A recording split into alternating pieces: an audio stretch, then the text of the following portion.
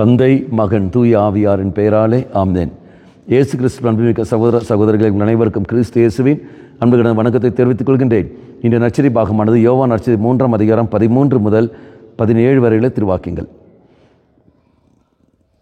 14வது வாக்கியம், பாலை நிலத்தில் மோசையால் பாம்பு உயர்த்தப்பட்டது போல மானிட மகனும் உயர்த்தப்பட வேண்டும்.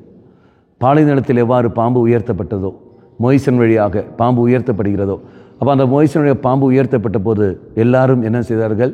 இதோ தவறை உணர்கின்றார்கள். அப்போ தெய்வம் அடையாளப்படுத்துகின்றார். இதோ இந்த பாம்பு வர காரணம் என்பது என்ன? மக்கள் இறை திட்டத்துக்கு எதிராக போனார்கள். அவ்வாறு இறை திட்டத்துக்கு எதிராக போன காரணத்தினால், இறை வார்த்தை எதிராக செயல்பட்ட காரணத்தினால் இந்த பாம்பு வந்து கடித்து எல்லோரும் அடித்தது. அப்போ அந்த பாம்பை பார்க்கும் போதெல்லாம் தங்கள் தவறை உணர்ந்து கொள்வார்கள். உணர்ந்து கொண்டு அந்த பாவம் செய்யாமல் ஒரு வாழ்க்கை வாழ்வார்கள். அதே மாதிரி தான் பாடுபட்ட சுரூபம். அப்போ பாடுபட்ட சுரூபமானது எதை குறிக்கிறது? இதான் இயேசு எனக்காக மரித்தார், எனக்காக பிறந்தார், எனக்காக மரித்தார். அவர் எந்த விதத்தில் மரித்தார் என்பதை வெளிப்படுத்த அன்பின் வெளிப்பாடு.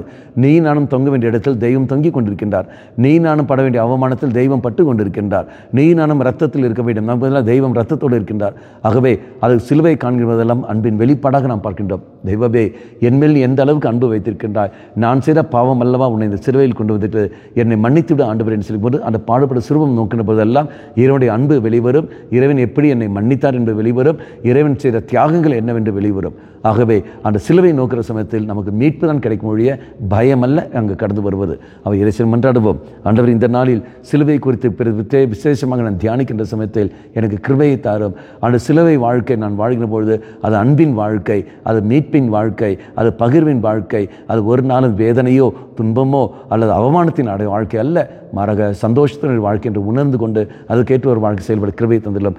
எவ்வாறு நீ என்னை மன்னித்தீரோ அதே போல் நானும் மற்றவர்களை மன்னிக்கவும், நீ எவ்வாறு என்னை அன்பு செய்தீரோ அதே போல் நானும் மற்றவர்கள் அன்பு செய்யவும் எனக்கு சக்தியை தாரும் ஆண்டவர் என்று சொல்லிக்கொண்டு விசேஷம் மன்றாடுவோம். கண்களை மூடிக்கொள்ளுங்கள்.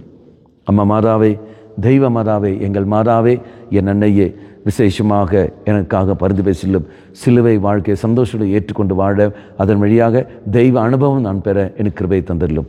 தந்தை, மகன், தூய ஆவியாரின் பெயராலே ஆமென்.